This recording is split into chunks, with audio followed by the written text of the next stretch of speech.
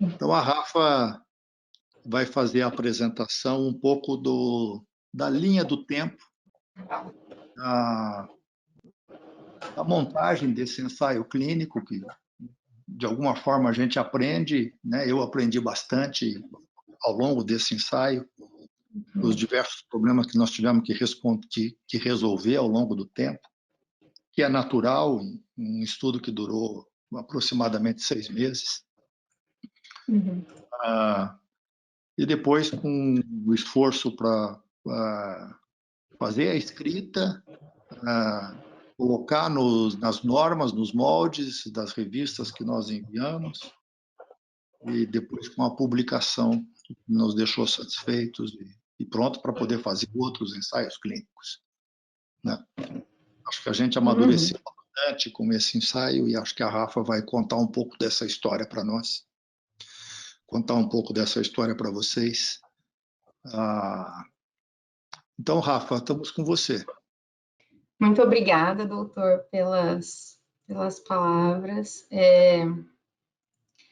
Foi um prazer imenso participar desse processo, assim, é algo que com certeza foi um divisor de águas na minha vida, participar de todo esse processo do trial, e acho que eu falo dele como um filho, assim, né, porque realmente foi muito legal todo o processo de aprendizado, e acho que realmente nós, como centro, saímos diferentes agora, né, com todo esse aprendizado.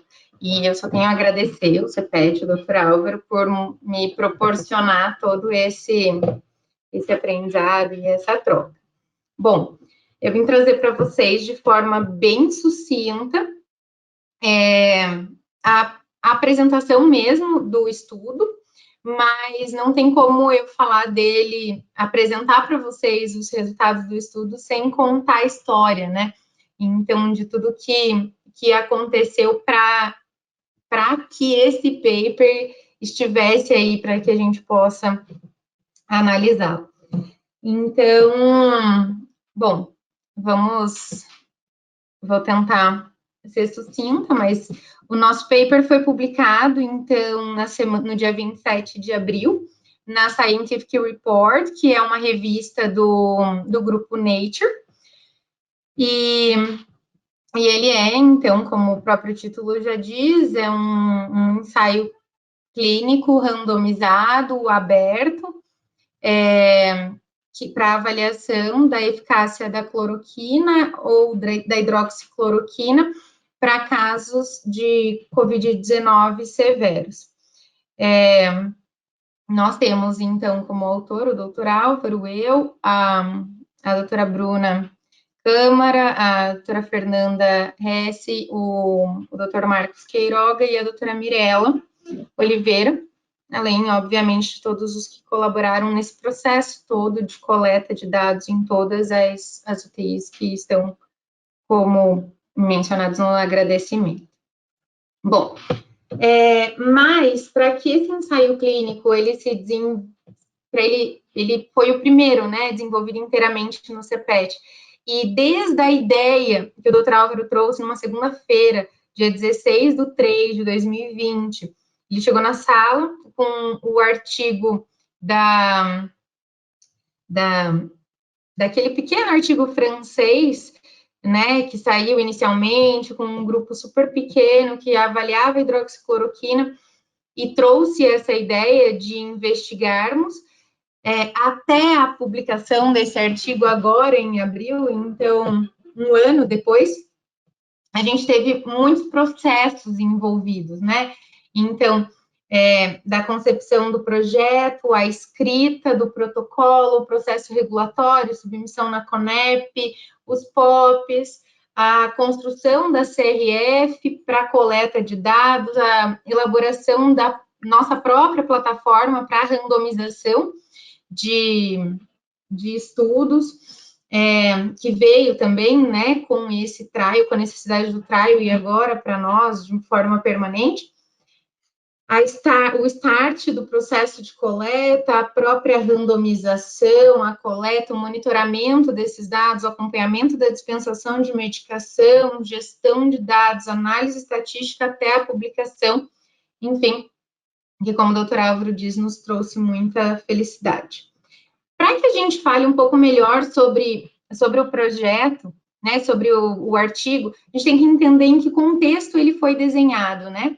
Então, como eu disse no início de 2020, momento em que a pandemia estava chegando no Brasil, dado que a gente teve a primeira a transmissão comunitária detectada no Brasil em 20 de março, então nós estávamos aí logo nesse processo, em vias de transmissão comunitária, quando o doutor Álvaro nos propôs essa ideia, ao passo que nós tínhamos estudos mostrando efeito in vitro e em pequenos grupos, em ensaios abertos, de eficácia, né, da hidroxicloroquina em tratamento de pacientes com Covid-19, e num contexto em que o próprio Ministério da Saúde orientava a utilização da cloroquina e da hidroxicloroquina como terapia para Covid-19, que agora a gente já sabe que foi retirada a indicação, mas neste contexto, no momento da proposta, ela estava em vigência. Nesse sentido, foi então que escrevemos o protocolo do nosso trial, com um ensaio clínico pragmático, multicêntrico, controlado, para eficácia de 5 dias de uso de cloroquina ou hidroxicloroquina no tratamento da pneumonia causada pelo SARS-CoV-2. Como eu disse, a nossa primeira versão lá da ideia do dia 16 até o dia 25 de março, nós escrevemos o protocolo, que foi submetido à CONEP, na época, que estava aprovando os protocolos. Submetemos também ao Clinical Trials, né, registramos no Clinical Trials. E aí, começamos o desenvolvimento do estudo, que teve por objetivo, né,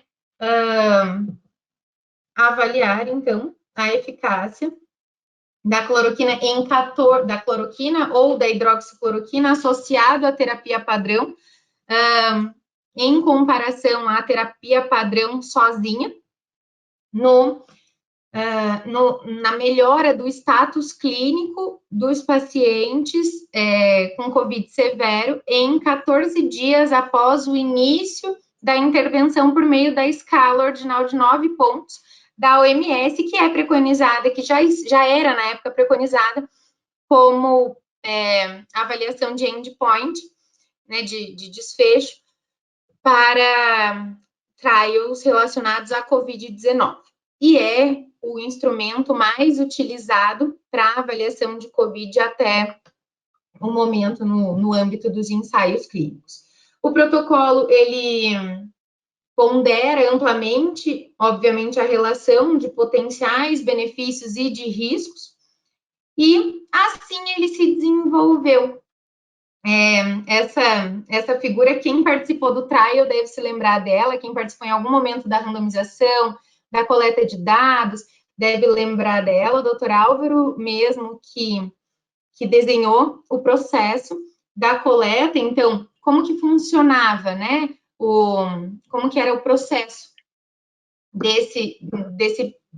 dessa coleta de dados. Então, os pacientes internados nos hospitais com suspeita de Covid-19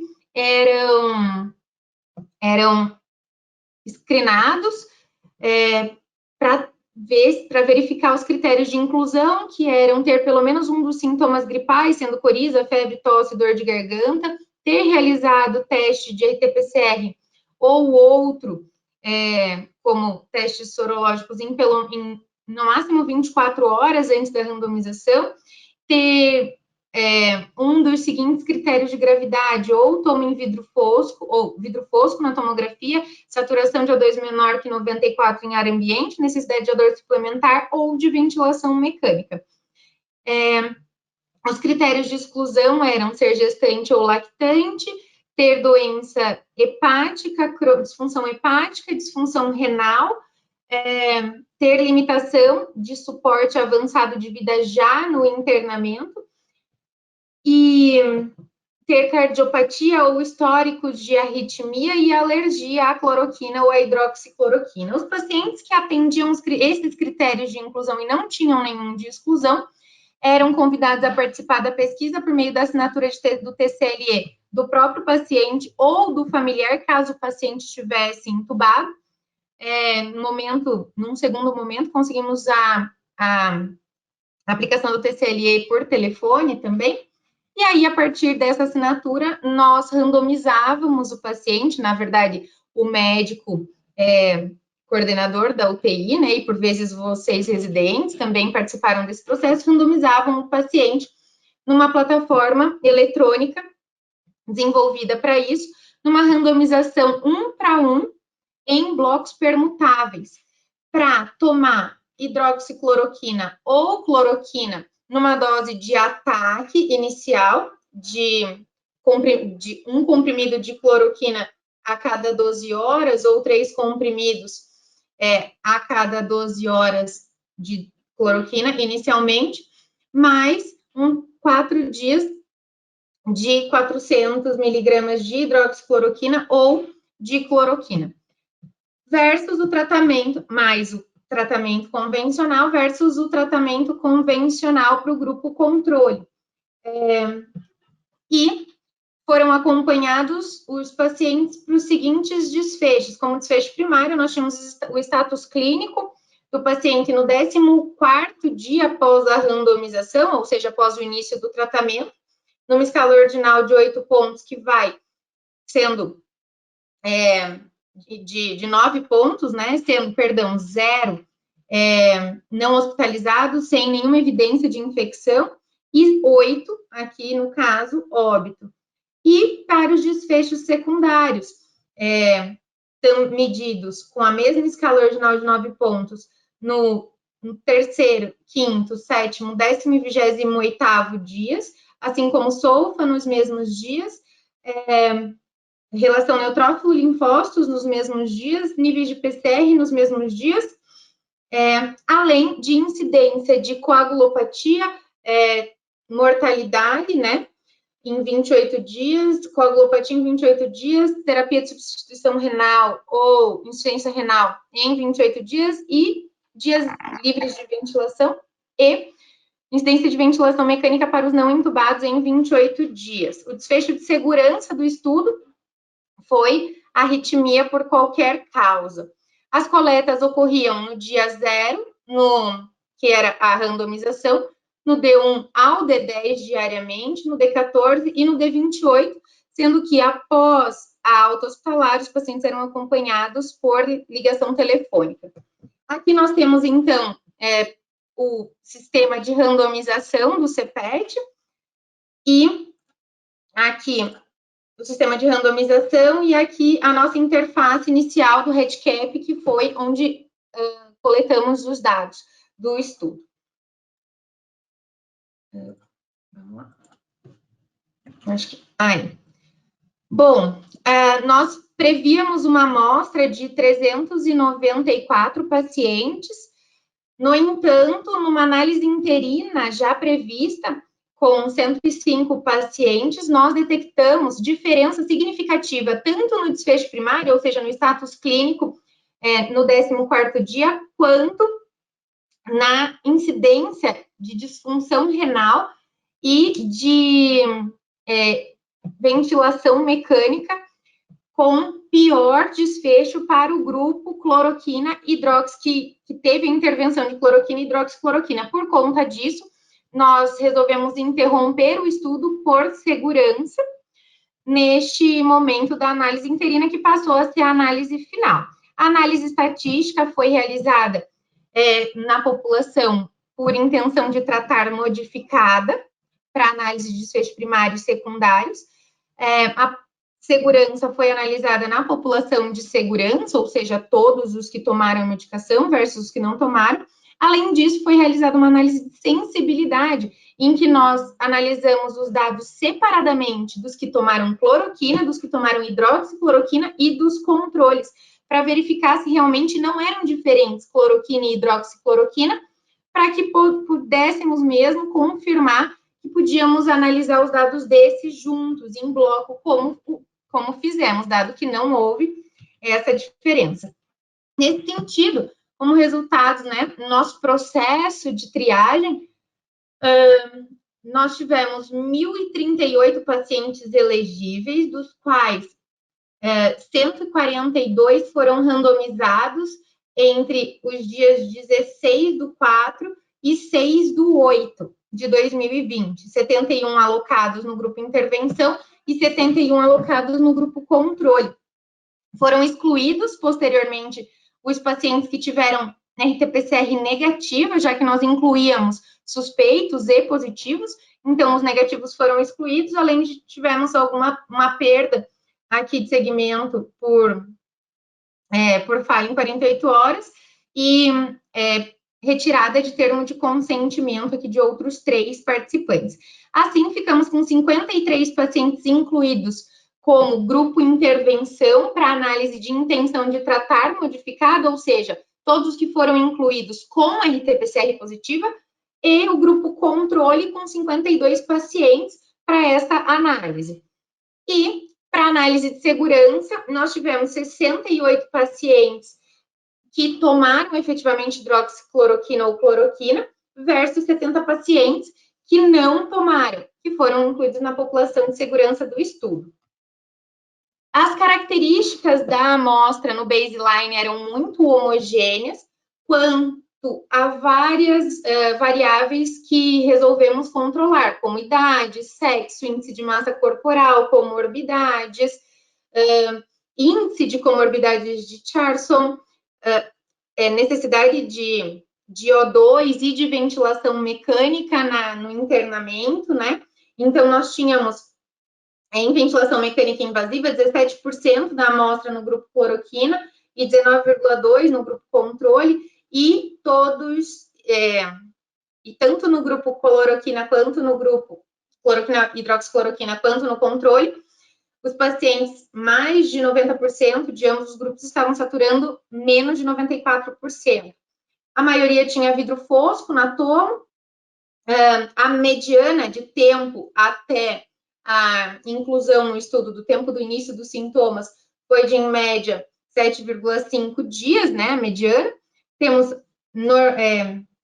não diferença entre os grupos, né, Parapache, Solfa, Cadigo, assim como coagulopatia no baseline, a própria distribuição da escala, né, de 9 pontos, que aqui nós tínhamos só de 3 a 7, porque era como critério de inclusão, o paciente deveria estar com pelo menos suporte de O2, e também para variáveis laboratoriais, como hemoglobina, linfócitos, neutrófilos, leucócitos, plaquetas, creatinina, PCR, dedímero, e também não diferentes quanto ao uso de medicamentos, tanto corticoide, quanto o Tamiflu, quanto a azitromicina, nos 2 grupos.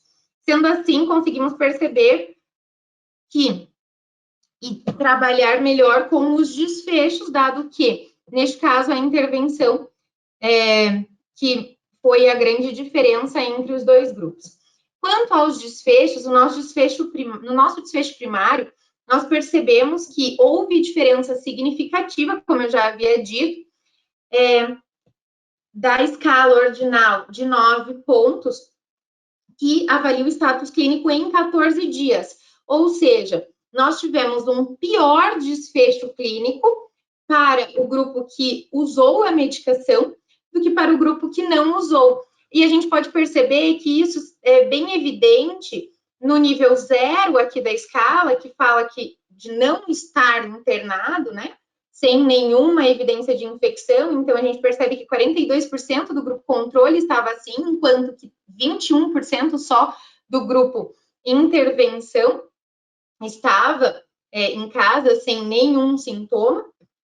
E percebemos aqui, então, do nosso azul mais escuro para cá, nós temos o número de pacientes, o percentual de pacientes que ainda estavam internados, né? Então, percebemos um número muito maior de pacientes ainda internados no grupo cloroquina e hidroxicloroquina, e 19% de óbito neste grupo, em comparação a 13% no outro, no grupo controle. De fato, e com um odds ratio de 2,41, dado que um odds ratio maior que 1 representa piora de desfecho clínico para o grupo cloroquina em relação ao grupo controle. Fizemos a mesma análise, né, para os momentos de 5 dias, 7 dias, 10 e 28 dias após o início do tratamento, com a mesma escala ordinal. E percebemos que no dia 28, né, no D28, também tivemos diferença significativa com pior desfecho para o grupo cloroquina e hidroxicloroquina em relação ao controle, sendo 30% de óbito para esse grupo em 28 dias, em comparação, por exemplo, com 20% de óbito no grupo controle. 53% dos pacientes do controle estavam completamente bem em casa no dia 28, enquanto só 32 estavam da mesma forma no grupo cloroquina e hidroxicloroquina. Ainda nestes dias, fizemos a comparação do SOFA, da proteína C reativa e da relação neutrófilo-linfócito. E não houve diferença significativa entre nenhum desses marcadores em nenhum desses momentos de análise. Com relação a outros desfechos secundários, nós tivemos um dado muito interessante de aumento da incidência de ventilação mecânica invasiva, incidência cumulativa, tá? De ventilação mecânica invasiva com risco relativo de 2,24, com um risco relativo de 2,1, aqui, perdão, os títulos estão trocados, mas aqui nós temos 41% dos pacientes que estavam no grupo intervenção foram para a ventilação mecânica até o 28º dia, enquanto apenas 19%... Esse grupo, Rafa, é da insuficiência renal. As tabelinhas estão certas. Como, doutor, perdão? Esse grupo é da disfunção renal. Isso. Esse daqui, né? Esse é da ventilação mecânica. É a legenda que está errada, perdão.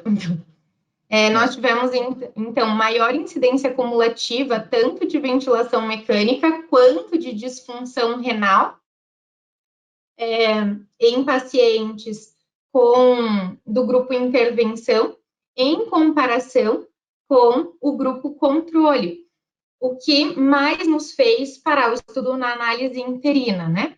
Então, uma diferença significativa em aumento da incidência, muito embora nós não tivemos diferença significativa na incidência de mortalidade entre os grupos, sendo 30% de óbitos em 28 dias para o grupo intervenção e 19% para o grupo controle. Outros desfechos secundários analisados no 28º dia também não tiveram diferença significativa, como dias livres de ventilação mecânica, tempo de permanência em UTI e tempo de permanência hospitalar, muito embora tivemos mediana mais altas no grupo intervenção em relação ao controle, porém não significativa, e também não tivemos diferença significativa quanto à incidência de coagulopatia entre os grupos.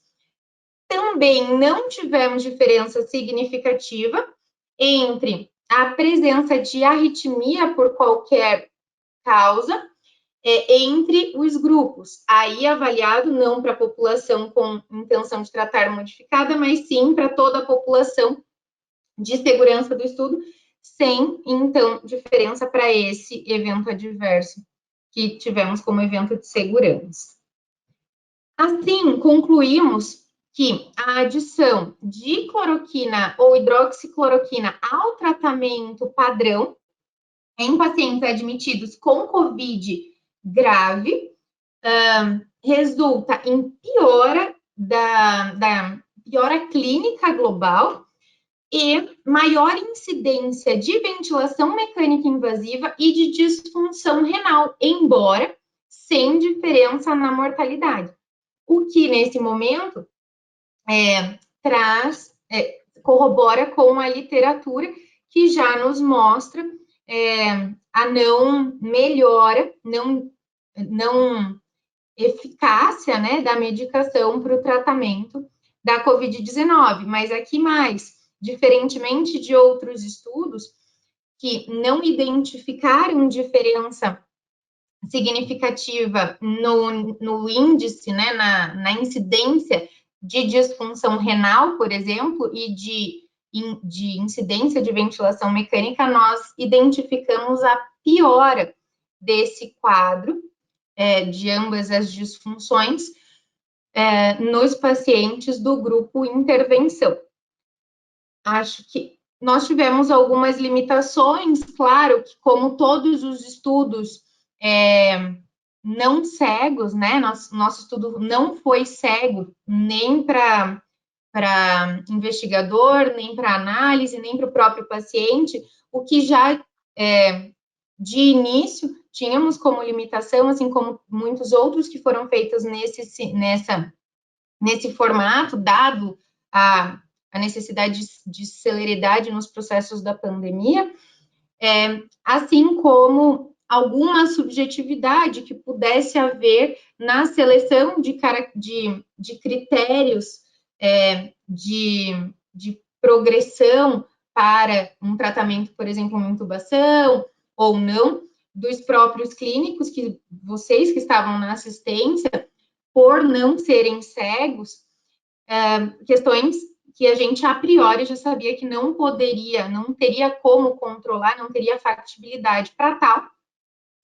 E assim, assumimos essas limitações. No entanto, os nossos resultados, inclusive de sensibilidade dos testes estatísticos, nos mostram um resultado com um poder de teste suficiente e nível de significância adequado. Acho que era isso que eu queria passar para vocês. Muito obrigada. Muito bem, Rafa. Muito obrigado pela apresentação. Acho que você deu uma ideia aí de todo o trabalho, né? Não só aquilo que vai dentro da publicação, do texto, que geralmente é revisado quando alguém pega um texto para poder passar os dados, a metodologia e os principais resultados. Mas acho que o que a gente queria passar para vocês eram não só os resultados do nosso trial, mas todo o trabalho que deu, desde a confecção do delineamento e o trabalho para poder fazer a aprovação nos órgãos regulatórios. Nós passamos por todo esse processo, dispensação da droga, fazer com que todos os hospitais pudessem ter cloroquina ou hidroxicloroquina. Nós acabamos não optando por fazer só cloroquina e hidroxicloroquina, porque poucos estudos experimentais mostravam que eles tinham a mesma ação intracelular. E no Brasil, os hospitais privados não podem comprar cloroquina, só os hospitais públicos é que têm cloroquina. Os hospitais privados podem comprar e adquirir e dispensar hidroxicloroquina. Acho que isso, de alguma forma, também foi entendido dessa forma, sem grandes problemas pelos revisores pelos quais o trabalho passou na publicação. Estamos abertos para comentários de vocês, perguntas. Quero ouvir um pouquinho de vocês. Antes, eu só queria salientar aqui, doutor, da importância de todos os coordenadores, de todos os residentes, de todos que participaram do processo, que randomizaram pacientes, que solicitaram exames, que prescreveram medicação e que estavam lá como investigadores de cada um dos centros, né, dos nossos 5 centros participantes, que foram o HT, o HR, o Vita, o Nações, o INC, que não randomizou, mas que não incluiu, mas estava aberto, e Nações, que participaram e criavam pacientes diuturnamente e aplicavam TCLE por telefone, mesmo no meio de todo o processo pandêmico da assistência, né? Então, acho que fica mais uma vez o nosso muito obrigada por toda a contribuição nesse processo. Ou seja, mais de 1.000 pacientes estavam disponíveis para poder entrar no estudo, mais de 140 foram randomizados, e efetivamente 105 dos 140 randomizados que tinham PCR positiva e que foram incluídos efetivamente no ensaio, mas mais de 1.000 pacientes estavam disponíveis. E foram triados, né, pelos nossos colegas. E que é um número impressionante, né? Mostra a força do grupo, porque em menos de 4 meses nós conseguimos randomizar mais de 100 doentes, mas fazer screening de mais de 1.000 doentes nesses 5 hospitais. Nós ficamos fechados, né, Rafa, acho que durante umas 2 semanas. No meio do processo, nós tivemos dois períodos que nós fechamos. Nós fechamos a primeira vez quando saiu aquele artigo que foi lançado, que tinha uma base de dados muito grande, um observacional que mostrou a eficácia da hidroxicloroquina e que depois foi refutado e foi retirado. Vocês devem se lembrar, o Journal de Alto Impacto, que ele foi publicado, inclusive. Nesse momento, nós deixamos suspenso a randomização, justamente por critérios éticos, já que teria uma evidência forte de benefício da droga. No entanto, isso foi refutado, acho que na semana seguinte, né, doutor, se eu não estou enganada. É que a Organização Mundial da Saúde, na plataforma do Recovery, eles também pararam de randomizar os seus doentes para poder esperar uma análise dos dados. E imediatamente, quando a Organização Mundial da Saúde bloqueou o trial, eu tenho a impressão que isso foi ao redor do mês de maio, começo de junho, nós também paramos imediatamente de fazer a nossa randomização e ficamos durante umas 2 semanas achando que, muito provavelmente, o nosso ensaio estava terminado. Nós não íamos conseguir dar sequência porque não havia condições éticas para poder voltar a randomizar novamente. Né? Quando houve uma reanálise dos dados e uma segurança por parte da Organização Mundial da Saúde de que grandes efeitos deletérios nos pacientes que haviam sido incluídos no ensaio do Recovery até aquele momento não eram significativos, e que, então, o Steering Committee decidiu de que havia uma relativa segurança na manutenção e eles voltaram a randomizar. Quando eles anunciaram que voltaram a randomizar, a gente também se sentiu seguro e nós voltamos a randomizar novamente. Mas isso também mostra, também, de alguma forma, explicitamente, o cuidado que a gente teve de manter a equipoase sempre presente, né, e tentando responder uma pergunta que estava aberta naquele momento, maio, junho. Já havia, né, uma certa percepção de que possivelmente a droga não teria efeito de bloquear a replicação viral e nem de melhorar as condições clínicas do doente. Mas mesmo assim havia uma boa quantidade de dúvida e o grupo respondeu positivamente assim que a gente reabriu o ensaio novamente. E a gente voltou a randomizar e todo mundo entendeu. E nós conseguimos, então, finalizar o ensaio no começo de agosto. Em setembro, o artigo estava pronto. Nós fizemos uma tentativa de publicar no JAMA, mas o JAMA não aceitou a nossa publicação.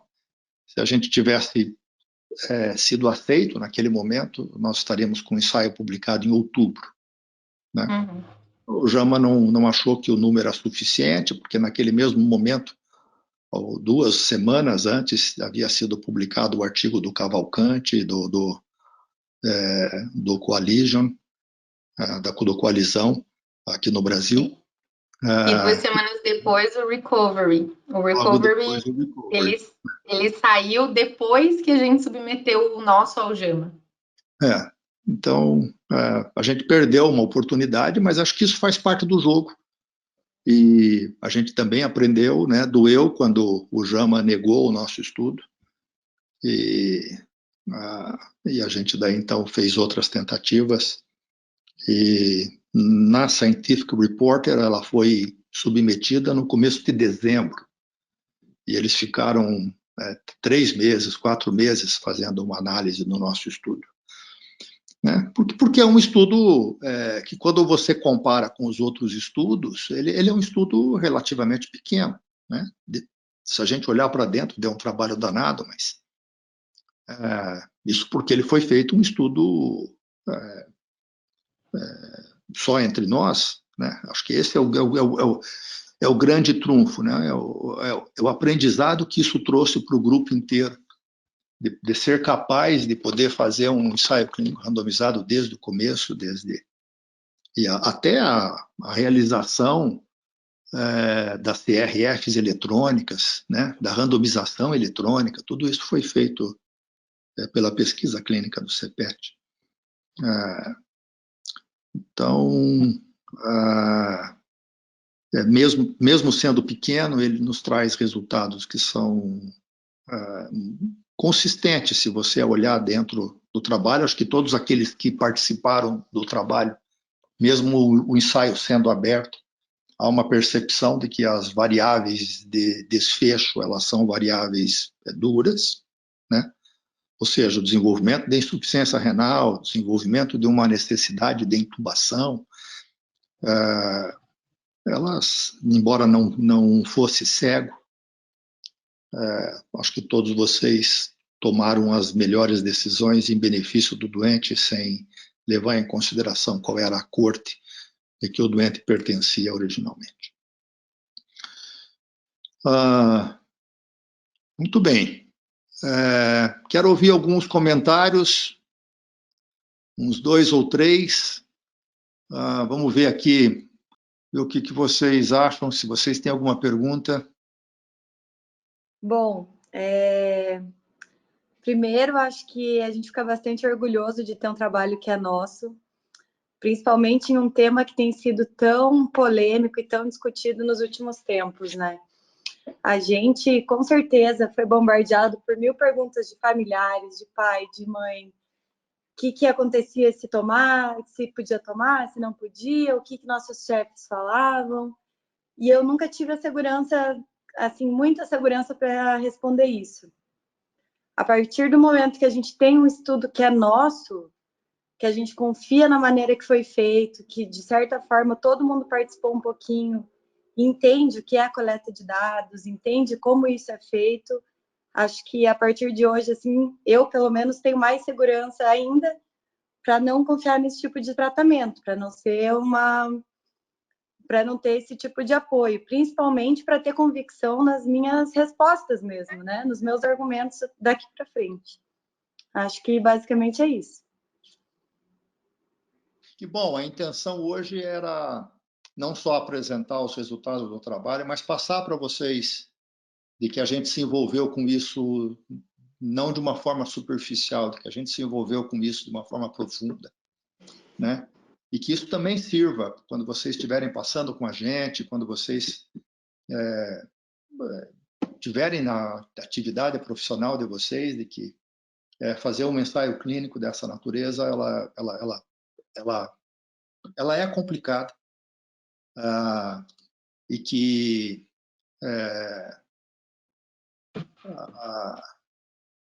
o grupo que trabalha com a gente precisa de confiar nos pesquisadores, né? Se nós não tivermos a confiança de vocês, nada vai dar certo. E a gente precisa de estar sempre transparente, mostrando aquilo que faz, para que vocês possam confiar na hora que a gente abre um ensaio clínico, de que a gente estudou aquilo com profundidade, de que aquilo passou por todas as regras regulatórias e de que a gente tem uma responsabilidade ética e profissional e de pesquisa que não pode deixar nenhuma mancha nos trabalhos que a gente está fazendo, né? Nós estamos realmente envolvidos nessa fase nova do CPET. Acho que a gente já forma bem, nós vamos continuar formando, mas a gente quer dar um passo significativo em fazer pesquisa de boa qualidade. E que isso seja, o começo seja um bom sinal daquilo que pode vir por aí.